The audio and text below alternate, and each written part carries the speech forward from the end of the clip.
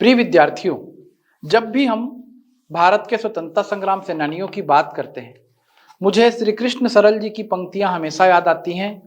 यह सच है आज शहीदों की हम लोगों ने दफनाई हैं, यह सच है उनकी लाशों पर चलकर आजादी आई है, यह सच है हिंदुस्तान आज जिंदा उनकी कुर्बानी से, यह सच अपना मस्तक ऊंचा उनकी बलिदान कहानी से। यह सच है याद शहीदों की हम लोगों ने दफनाई है, यह सच है उनकी लाशों पर चलकर आजादी आई है, यह सच है हिंदुस्तान आज जिंदा उनकी कुर्बानी से, यह सच अपना मस्तक ऊंचा उनकी बलिदान कहानी से। वे अगर न होते तो भारत मुर्दों का देश कहा जाता, जीवन ऐसा बोझा होता जो हमसे सहा नहीं जाता, यह सच है दाग गुलामी के उनने लोहू से धोए हैं, हम लोग बीज बोते उनने धरती में मस्तक बोए हैं। यह धर्म कर्म यह मर्म सभी को मैं समझाया करता हूं, मैं अमर शहीदों का चारण उनके यश गाया करता हूं। भारत का क्रांतिकारी आंदोलन, भारत का राष्ट्रीय आंदोलन हमारे पूर्वजों की बलिदान की गाथाओं से ओतप्रोत है।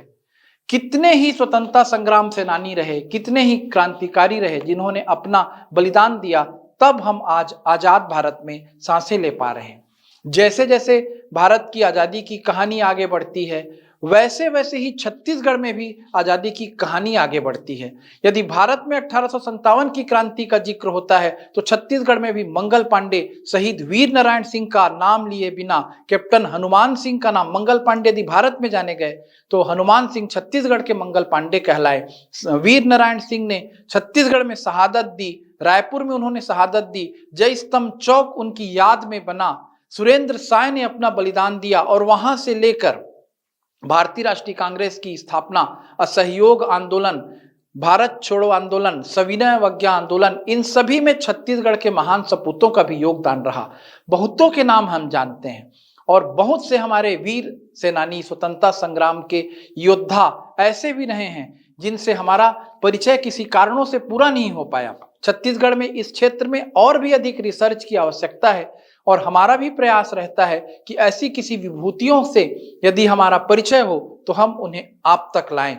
और हमारे लिए, हमारे प्रदेश के लिए बड़े गर्व की बात है कि छत्तीसगढ़ के एक ऐसे ही स्वतंत्रता संग्राम सेनानी पंडित नंद किशोर पांडे जी और उनके सुपुत्र हैं जो चंद्रकांत पांडे जी, वो आज हमारे साथ हमारे कोचिंग सेंटर में उपलब्ध हैं। वे स्वयं कुछ देर बाद आपको बताएंगे पंडित नंद किशोर पांडे जी ने किस तरह से स्वतंत्रता संग्राम में अपना योगदान दिया था। उसके पहले मैं आपको संक्षिप्त में जानकारी दे रहा हूं पंडित नंद किशोर पांडे जी के बारे में। आप जाने 1924 में श्रमिक दिवस के दिन 1 मई को नंद किशोर पांडे जी का जन्म हुआ था और वो उस समय में, जानते ही हैं, पहले भाषाविद ही महान हुआ करते थे। राजा राम मोहन राय हिंदी, अंग्रेजी, उर्दू, फारसी से लेकर जर्मनी, कितनी प्रकार की भाषाएं, फ्रेंच, ये जानते थे। वैसे ही छत्तीसगढ़ में पंडित नंद किशोर पांडे उर्दू, फारसी, अरबी, संस्कृत, हिंदी, अंग्रेजी और स्थानीय भाषा के जानकार थे। ब्रिटिश काल के सिक्कों को आसानी से पढ़ लेते थे और उनको राजीव लोचन के मंदिर के शिलालेखों को पढ़ने के लिए भी ले जाया गया था। तो ये तो उनकी विद्वता के बारे में जानकारी हुई। अब मैं आपको बताना चाहता हूं राष्ट्रीय आंदोलन में नंद किशोर पांडे जी का योगदान, स्वर्गीय नंद किशोर पांडे जी का योगदान। छत्तीसगढ़ में बार बार महात्मा गांधी का आगमन हुआ। 2 बार आगमन आप जानते ही हैं। पहला आगमन उनका हुआ था कंडेल नहर सत्याग्रह के संदर्भ में। पंडित सुंदरलाल शर्मा महात्मा गांधी को छत्तीसगढ़ आमंत्रित किए थे। खिलाफत आंदोलन, असहयोग आंदोलन का वो दौर था। महात्मा गांधी के छत्तीसगढ़ आगमन से यह प्रदेश राष्ट्रीयता की भावनाओं से भर गया। कंडेल नहर सत्याग्रह सफल साबित हुआ। इसके बाद दूसरा दौर था सविनय अवज्ञा आंदोलन के दूसरे चरण के बाद का दौर। 1930 में भारत में सविनय अवज्ञा आंदोलन नमक कानून तोड़ने के साथ, दांडी मार्च के साथ शुरू होता है और फिर गांधी इरविन समझौता होता है। महात्मा गांधी द्वितीय गोलमेज सम्मेलन में भाग लेने के लिए इंग्लैंड जाते हैं, वापस लौटते हैं। जब महात्मा गांधी 1932 में, तो उन्हें आंदोलन का दूसरा चरण चलाना पड़ता है, पर लॉर्ड विलिंगटन महात्मा गांधी को गिरफ्तार करके पूना की यरवदा जेल में रख देते हैं। और फिर 1932 में जब रेमजे मैकडोनल्ड के द्वारा मैकडोनल्ड अवार्ड की घोषणा की जाती है, तो फिर दलित उद्धार की तरफ महात्मा गांधी का ध्यान जाता है। गांधी अंबेडकर समझौते के बाद महात्मा गांधी राष्ट्रव्यापी दौरा करते हैं दलित उद्धार के लिए, और इसी सिलसिले में उनका फिर से छत्तीसगढ़ आगमन होता है 1933 में, और यहां से उनके साथ जुड़ जाते हैं। जिस तरह से पंडित सुंदरलाल शर्मा महात्मा गांधी से जुड़े, उसी तरह से जब 1933 को महात्मा गांधी का छत्तीसगढ़ आगमन हुआ तो महात्मा गांधी के रायपुर के भाषण को सुनने के पश्चात महात्मा गांधी से जुड़ते हैं पंडित नंद किशोर पांडे। गांधी जी द्वारा उनका हाथ पकड़ लिया गया और ये जेल गए। गांधीवादी आंदोलन करने वाले स्वतंत्रता संग्राम में तो जेल ही जाएंगे, पर उनकी उम्र, पांडे जी की उम्र उस समय कम थी, इसलिए उन्हें छोड़ दिया गया। धीरे धीरे उम्र बढ़ेगी, राष्ट्रीय आंदोलन भी गति पकड़ेगा। 1942 का सन भारतीय इतिहास में हमेशा अमर है अगस्त क्रांति या भारत छोड़ो आंदोलन के लिए। पूरे भारत में अगस्त क्रांति की घटना हुई थी। अंग्रेजों ने ऑपरेशन जीरो आवर चलाकर सभी प्रमुख स्वतंत्रता संग्राम सेनानियों को गिरफ्तार कर लिया था। छत्तीसगढ़ के संदर्भ में हम आपको इतिहास में पढ़ाते रहते हैं कि मलकापुर स्टेशन में छत्तीसगढ़ के 1942 के आंदोलन में भाग लेने जा रहे स्वतंत्रता संग्राम सेनानियों की गिरफ्तारी हुई थी, और इस आंदोलनकारियों का नेतृत्व कर रहे थे पंडित रविशंकर शुक्ल। और इस घटनाक्रम से भी जुड़ता है नाम पंडित नंद किशोर पांडे जी का। देखिएगा 1942 पंडित रविशंकर शुक्ल, महंत लक्ष्मी नारायण दास एवं पंडित नंद किशोर पांडे जी को गिरफ्तार किया गया था रेल की पटरी उखाड़ने के षड्यंत्र में। दिनांक 6 सितंबर 1942 को बाल समाज लाइब्रेरी से जुलूस में चर्चिल की अर्थी ले जाते समय श्री हरि ठाकुर के साथ सदर बाजार एडवर्ड रोड में नंद किशोर पांडे जी को पुनः गिरफ्तार किया गया। चर्चिल का नाम आप जानते ही हैं, ब्रिटिश प्रधानमंत्री, भारतीय राष्ट्रीय आंदोलन से खासे नाराज रहने वाले, महात्मा गांधी के आमरण अनशन में बैठने पर जिन्होंने उनके निधन के बाद क्या करना है तैयारियां कर ली थी। मैं एक ऐसे व्यक्ति के हाथों इंग्लैंड की सम्मान से समझौता नहीं कर सकता जो भारत में अधनंगे फकीर की तरह घूमता है, ऐसा चर्चिल का कहना था। उस चर्चिल की अर्थी निकाली गई थी छत्तीसगढ़ में, और इस अर्थी निकालने वाले कार्यक्रम का नेतृत्व कर रहे थे हरि ठाकुर। जानिएगा हरि ठाकुर कौन है? ठाकुर प्यारेलाल के सुपुत्र, जो छत्तीसगढ़ में भूदान आंदोलन के प्रथम संत, प्रथम शहीद कहलाए, जिन्होंने विनोबा भावे के साथ इस आंदोलन में भाग लिया था बढ़ चढ़ करके। और जो प्यारेलाल ठाकुर हैं सहकारिता के जनक कहलाए, राष्ट्रीय आंदोलन में उनकी भूमिका रही, और उन्हीं के पुत्र थे हरि ठाकुर। और हरि ठाकुर जी के साथ पंडित नंद किशोर पांडे की गिरफ्तारी हुई थी और उन्हें फिर से जेल में रखा गया।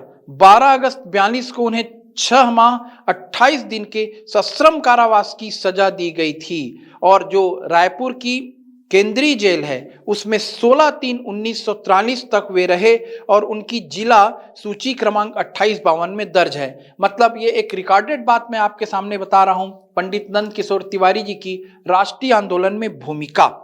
ब्रिटिश साम्राज्य के विरुद्ध भारतीय स्वतंत्रता आंदोलन में आपकी सक्रिय देश सेवा, कारावास के त्यागपूर्ण कष्ट साधना के सम्मान में ताम्रपत्र सभापति श्री गोविंद दास महाकौशल प्रांतीय कांग्रेस कमेटी जबलपुर द्वारा इन्हें 15 अगस्त 1947 को प्रदान किया गया। फिर आप जानते ही हैं, जो देश की स्वतंत्रता और आजादी की लड़ाई में भाग लेता है उसे बहुत कष्ट उठाने पड़ते हैं। जेल से छूटने के बाद किसी भी कॉलेज में नंद किशोर पांडे जी को दाखिला नहीं मिला। बड़े मुश्किल से वे छत्तीसगढ़ कॉलेज में दाखिला ले पाए, और उस समय श्री जे योगानंदम जी प्राचार्य थे, कॉलेज के अध्यक्ष भी थे। एक बार कॉलेज में हड़ताल कराने पर प्राचार्य महोदय ने बुलाकर कहा कि हड़ताल करा रहे हो, मैं कॉलेज बंद करा दूंगा, तुम क्या करोगे? अब ये हड़ताल क्यों कराते रहे होंगे? राष्ट्रीयता के लिए। उन्होंने प्राचार्य महोदय से कहा कि आप आज कॉलेज बंद कीजिए, मैं कॉलेज कल खुलवा दूंगा। प्राचार्य महोदय ने कहा पैसे कहाँ से आएंगे? उन्होंने कहा जहां से आपने लाए हैं मैं भी वहीं से ले आऊंगा। तो हमें वो घटनाक्रम याद आता है, सुभाष चंद्र बोस की बहस हुई थी। आप देखिएगा बोस की सीरीज, और कभी न कभी मैं सुभाष चंद्र बोस जी पर बहुत लंबी सीरीज के माध्यम से आपसे जुड़ूंगा। तो इस तरीके से नंद किशोर पांडे जी का छत्तीसगढ़ में अनवरत संघर्ष जारी रहा। इन्होंने हमेशा जीवन पर्यंत खादी धारण किया। और ये वकालत के कार्य से जुड़े थे और वकालत ये सेवा के लिए करते थे। ये रायपुर बार एसोसिएशन के अध्यक्ष रहे, रायपुर में लोक अदालत की स्थापना करने में ये अग्रणी रहे। और जब महामारी फैलती थी पुराने जमाने में, आपने कोरोना का कहर अभी देखा है, लोग एक दूसरे को छूने से डर रहे थे, लेकिन जब ग्राम पटेवा राजीव में हैजा से लोगों की मौत हो गई तो अकेले वो मजदूरों के साथ 2 रोज तक दाह संस्कार कर ग्रामीणों में चेतना का संचार किए। मतलब ये एक तरफ राष्ट्रीय आंदोलन से जुड़े हैं, समाज सुधार से जुड़े हैं, लोगों को मेहनत से न भागने की प्रेरणा दे रहे हैं, किसी भी विषम परिस्थिति में जूझने की प्रेरणा दे रहे हैं, वकालत को ये सेवा का माध्यम बना रहे हैं। मांडर में गरीब किसान का केस जीतने पर 5 एकड़ जमीन और रायपुर डगनिया में एक गरीब आदमी का केस जीतने पर 5 एकड़ जमीन देने का इनको आग्रह किया गया, पर उन्होंने इसे लेने से इनकार कर दिया। और साहित्य के क्षेत्र में सुखी परिवार मद्य निषेध पर आधारित नाटक के लिए इन्हें हरियाणा सरकार का प्रशस्ति पत्र प्राप्त हुआ।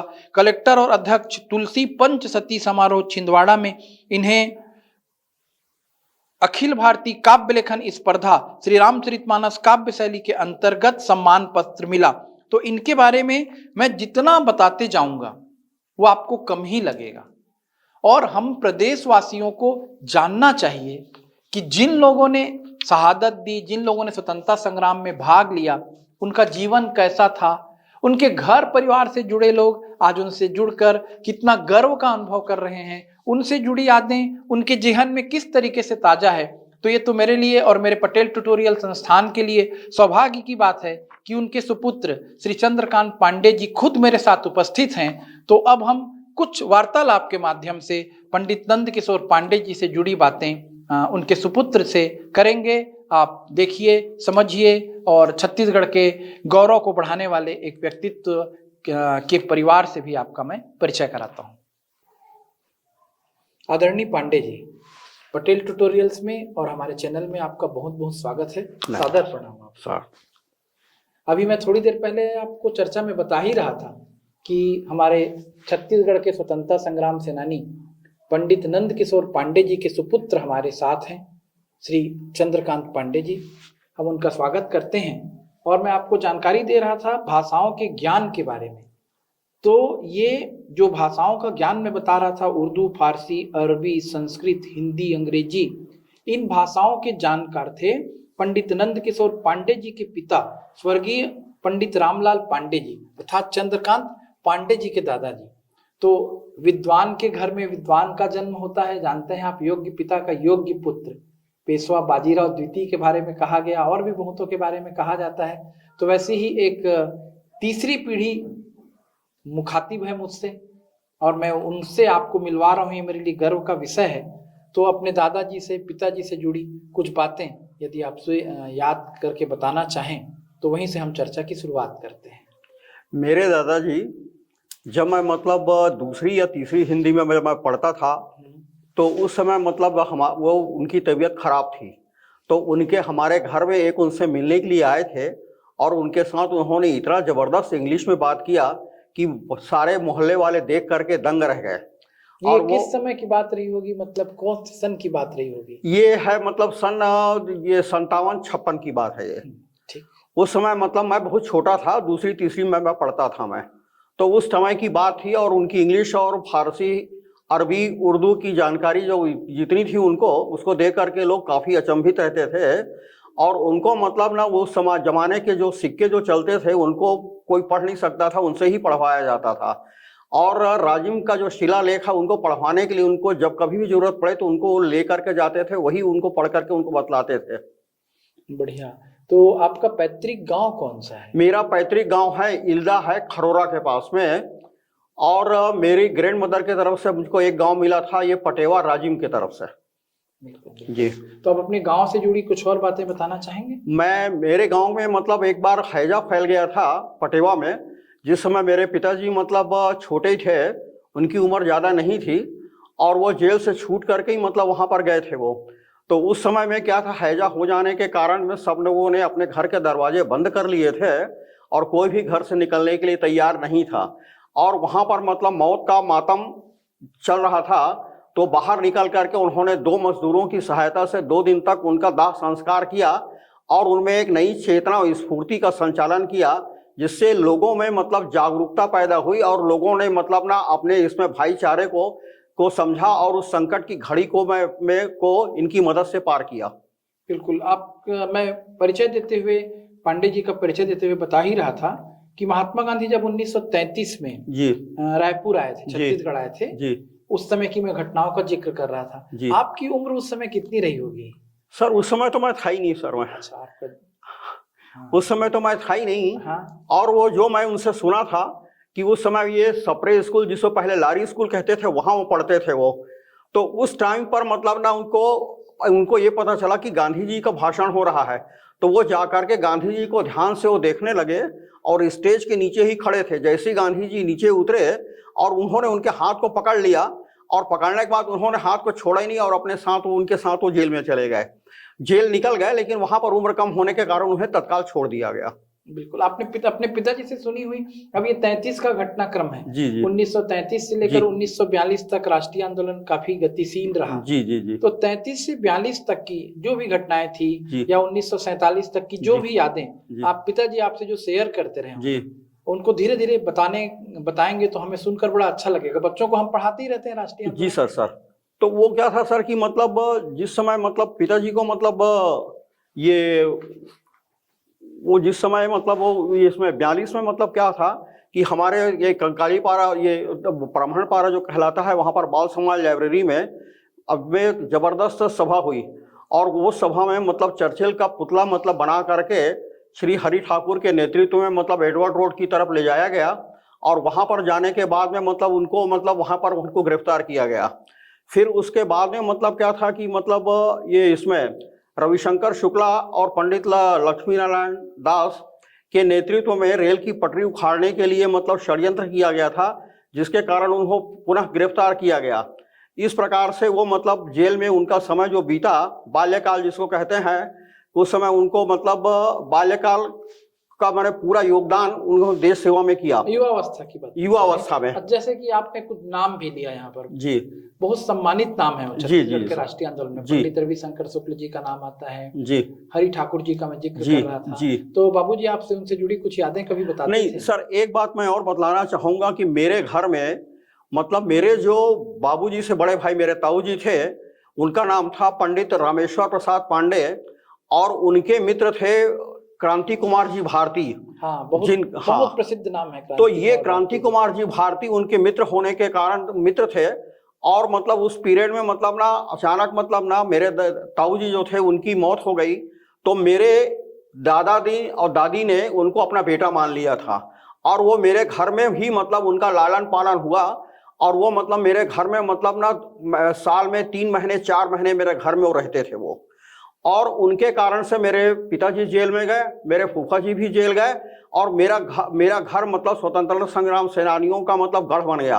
मतलब एक तीर्थ स्थल है आपका हाँ, घर तो छत्तीसगढ़ का। जी अच्छी बातें जी। हम बताते जा रहे हैं। तो मतलब उस पीरियड में जब क्रांति कुमार भारती जी, जब मतलब जिनको हम लोग ताऊ जी कहते थे, जिनको मतलब मेरी दादी ने अपना बेटा माना था, जब वो जेल में थे तो उनको ये पता चला कि इनको खाने में तकलीफ हो रही है। तो उन्होंने उस समय पर उनके इसमें मतलब जो 5 तोले का सोने का जो कड़ा था निकाल करके बेच दिया और पैसा उनके लिए भिजवा दिया कि इनको कोई तकलीफ मत हो करके। ये हम लोगों को मतलब उस समय वो लोग बतलाते थे।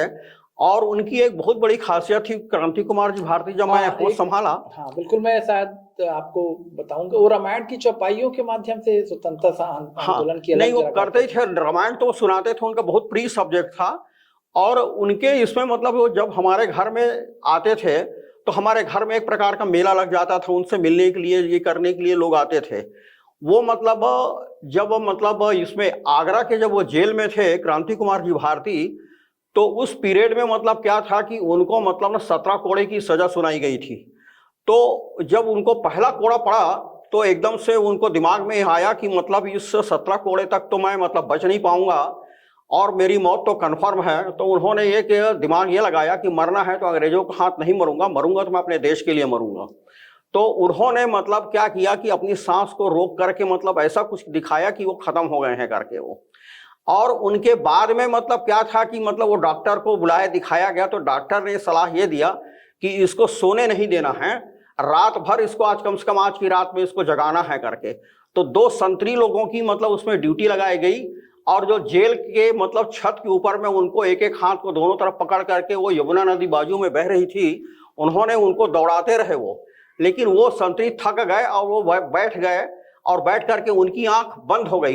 इन्होंने मतलब मौके का फायदा उठाया और ये यमुना नदी में कूद गए, और यमुना नदी में कूदने के बाद में थोड़े दूर गए और जाने के बाद उन्होंने अपना कपड़ा फाड़ के फेंक दिया। उनको अंग्रेजों को ये धोखा देने के लिए कि मतलब ये खत्म हो गया ऐसा करके, और वो तैरते हुए बनारस आ गए वो। और बनारस में जब आए तो उनको बाहर निकलना था, तो उन्होंने किसी आदमी से अब उनका टॉवेल मंगा कि मेरे को एक टॉवेल दे दो तो मैं बाहर निकलूंगा करके, लेकिन उस महानुभाव ने उनको टॉवेल देने से इनकार कर दिया। तो वहां पर एक महिला थी, उसने उसको सुन लिया, और सुनने के बाद उन्होंने अपनी साड़ी, आधी साड़ी फाड़ करके उनको दे दिया, और उसको पहन करके वो घर आ गए, वो बाहर आ गए वो नदी से। और इस तरीके से मतलब फिर वो हमारे घर के सदस्य बन गए। वो कहीं पर भी हमेशा मतलब हमारे घर में 3 महीने 4 महीने रहते थे, और वो ज्यादातर मतलब ये ऋषिकेश और आपका केदारनाथ, बद्रीनाथ, इधर वो घूमते थे। तो वो कहीं पर भी रहे पूरे देश में, दशहरा के दिन मतलब वो रात को 12 बज जाए, 1 बज जाए, वो कहीं से भी घूमते हुए हमारे घर आ जाते थे। और मेरी जो दादी थी जिनका नाम जामाबाई था, उनको अपनी भारत माता कहते थे, पैर से पकड़ के लिपट जाते थे। हाँ, हमने छत्तीसगढ़ के इतिहास की किताबों में पढ़ा है कि क्रांति कुमार भारती जी को बहुत यातनाएं दी गई थी अंग्रेजों के द्वारा, और उनके कान से भी सुनाई देना हाँ, बंद हो गया था। हाँ, और हाँ। आज मैं उस घटनाक्रम का विवरण आपसे सुन पा रहा हूँ, ये मेरे लिए बहुत गर्व और सौभाग्य नहीं, का उनका क्षण कान है। सुनाई नहीं देता था उनको, मतलब ना उस समय मतलब सन 60 में 60 रुपए का पेंशन उनको निर्धारित हुआ था, और उनको मतलब राष्ट्रपति जी के द्वारा मतलब उनको सम्मानित किया गया था। बहुत अच्छा लग रहा है सुनकर, और ये सब बातें नई पीढ़ी तक पहुंचनी ही चाहिए जी। कि कितने कष्ट सहे जाते हैं। जी। सावरकर जी इसी तरीके से इंग्लैंड से जब फ्रांस के करीब पहुंचे थे, उन्होंने भारत से बाहर आजादी की लौ जलाई थी, जी। तो वो भी समुद्र में कूद पड़े थे। जी। पर जब वो फ्रांस के पास पहुंचे थे तो उनको वहां अरेस्ट कर लिया गया था, और उनको बिना किसी प्रत्यर्पण संधि के फिर से अंग्रेजों को दे दिया गया था। तो ऐसी बातें जब हम सुनते हैं तो हमें हर स्वतंत्रता संग्राम सेनानी का शहादत याद आ जाता है। तो बहुत बहुत ही गर्व की अनुभूति हो रही है आपसे चर्चा करके। और आप चर्चा के दौरान मुझको बता भी रहे थे कि जो स्वर्गीय नंद किशोर पांडे जी हैं, उनके सम्मान में सरकार ने भी बहुत से कार्य किए हैं, उनकी प्रतिमा वगैरह स्थापित की गई है। ये कारी तालाब है अपना, कारी तालाब है। विस्तार से बताइएगा, दर्शकों को भी अच्छा लगेगा। ये क्या है, RD तिवारी स्कूल के पास में मतलब जो डिवाइडर है उनमें उनका नाम 20 फीट वो ऊपर पोल में लिखा हुआ है, और वहां से जो कारी तालाब में आते हैं तो वहां पर उनकी वो मूर्ति स्थापित की गई है, प्रतिमा लगी हुई है, वहां पर बोर्ड भी लगा है। और आगे उधर मतलब तेलघानी नाका के पास में मतलब एक बोर्ड और लगा हुआ है वहां पर, जिनमें वो पूरा मार्ग उनके नाम पर मतलब नगर निगम के द्वारा घोषित किया गया है। और कलेक्टर रायपुर के द्वारा मतलब ये मूर्ति के लिए अलग से आदेश किया गया है, जो इस हद में उनकी मूर्ति लगाई गई है। ये बाबूजी जब थे तो मतलब एक बार एक किसान मेरे घर में आया और अपने लड़के को लेकर के आया, और उन्होंने ये कहा कि बेटा मैं तो अब दुनिया से जा रहा हूं, और कभी तुमको जरूरत पड़ेगी तो यही तुम्हारे पिताजी हैं, इनके पास में आप आ जाना। तो बाबूजी मतलब क्या करते थे कि मतलब ना कोर्ट जाने के पहले बैंक जाते थे, और बैंक से वो कुछ रुपए का चिल्लर लेते थे, और वहां पर एक केला बेचने वाली थी जिसकी आंख दिखाई नहीं देती थी, उसको रोज ले जा करके वो चिल्लर देते थे ताकि उनको कोई तकलीफ मत हो करके। वो बच्चों को जा करके घर में ट्यूशन पढ़ाते थे, और बिना एक नया पैसा वो लेते नहीं थे, सब बच्चों को पढ़ाते थे वो। उन्होंने कम से कम 100 से ज्यादा लड़कियों की उस पीरियड में शादियां करवाई थी, और उनके बाद में मतलब ना कई लोगों मतलब उनके हमारे घर में आते थे, तो वो हमारे घर में ही वो रहते थे। क्लाइंट जब आता था हमारे घर में तो आता था तो और मतलब ना रात में हमारे घर में सोता था, खाना खाता था, और सवेरे उनको अपने रिक्शे में बिठा करके अपने साथ मतलब उनको कोर्ट ले जाते थे, और रिक्शे का पैसा खुद करते थे। जी जी। अब मेरे हाथ में कुछ अभिनंदन पत्र भी हैं जो जी जी जी उन्हें प्रदान किए गए थे। जी जी जी। और ये किताब लिखा है उन्होंने। और ये किताब के भी मैं मुख्य पृष्ठ आपको दिखा रहा हूँ, अमर महाभारत। ये पुस्तक लिखी गई थी उनका नाम आस्था के स्वर के नाम से जी। और ये अमर कथा है, आस्था के स्वर के नाम से लिखी गई थी नंद किशोर पांडे जी के द्वारा। ये और अमर महाभारत 2 रचनाएं दिख रही, आस्था के स्वर, इसमें अमर कथा श्री रघुनाथ की है, और उसके बाद अमर महाभारत, इसमें महाभारत की कथा है। तो ये और इसमें दोनों 16 देशभक्तिपूर्ण कविताएं भी हैं और 16 इसमें मतलब ना सामाजिक कहानियां भी हैं, जिसमें से उनकी एक कहानी ये सुखी परिवार, ये नशा मुक्ति के ऊपर में लिखा गया था, जो मतलब स्कूल में बच्चों ने उसमें नाटक भी खेला। वो छिंदवाड़ा सरकार से वो उस समय पर मतलब उसको प्रशस्ति पत्र मिला था उस समय में। बिल्कुल। हमारे राष्ट्रीय आंदोलन से जुड़े जितने भी लोगों का नाम हम पढ़ते हैं तो उनका साहित्य से जुड़ाव ही रहा है। छत्तीसगढ़ में चाहे हम सुंदरलाल शर्मा जी का नाम पढ़ते हैं तो वो अपनी रचनाओं के लिए भी जाने गए। करुणा पचीसी, सतनामी भजन माला, विक्टोरिया वियोग से लेकर दान लीला जैसी अमर रचनाएं उन्होंने दी। जिनका भी नाम हम लेते हैं राष्ट्रीय आंदोलन से जुड़े लोगों का, सभी ने साहित्य सेवा भी की है और साहित्य उन्हें प्रेरणा प्रदान करता है। तिलक की प्रेरणा स्रोत रही थी गीता, उन्होंने गीता रहस्य लिखा। तो निश्चित रूप से साहित्य सेवा भी आपके यहाँ बाबूजी ने की है और उनकी किताबें भी अभी भी उपलब्ध होंगी आपके पास। तो इनको भी हम भविष्य में अपने दर्शकों तक लाने का प्रयास करेंगे। आप और भी कुछ यदि यादें, आपके मन स्मृति से जुड़ी कोई भी बात दर्शकों से शेयर करना चाहते हैं तो जरूर कीजिएगा। ये यहाँ हमारे रायपुर में जो म्यूजियम है वहां पर जा करके आप मतलब कभी भी जाएं तो आप देख सकते हैं। उनका नाम मतलब वो शिलालेख है, शिलालेख में उनका नाम लिखा हुआ है। यहाँ पर शहीद स्मारक है, वहां पर जा करके आप देख सकते हैं, उनका नाम वहां भी लिखा हुआ है। और ये हिदायतुल्लाह लॉ यूनिवर्सिटी में उनके नाम का एक गोल्ड मेडल प्रोफिशिएंसी इन इथिक्स में मतलब हर वर्ष बच्चों को दिया जाता है। और ये अपने जो विप्र भवन जो है सब ये छत्तीसगढ़ी ब्राह्मण समाज का, उसमें एक कमरा उनके नाम पर दान किया गया है। जी बिल्कुल, ये तो कृतज्ञता ज्ञापन करना प्रदेश और देश का फर्ज ही होता है। तो निश्चित रूप से आपसे बातें करके मन तो नहीं भर रहा है और जो हमारे व्यूअर्स हैं उनको भी बड़ा अच्छा लग रहा होगा। इस तरह की हस्तियों के बारे में जानना, सुनना हम में राष्ट्र प्रेम, समाज सेवा की भावनाओं का संचार करता है। आपसे फिर मुलाकात होगी और हम विस्तृत चर्चा के साथ अपने दर्शकों से अगली बार फिर मिलेंगे। आपके हम तक आने के लिए, हम लोगों से वार्ता करने के लिए, समय निकालने के लिए आपका बहुत बहुत धन्यवाद। आपको फिर से एक बार सादर प्रणाम।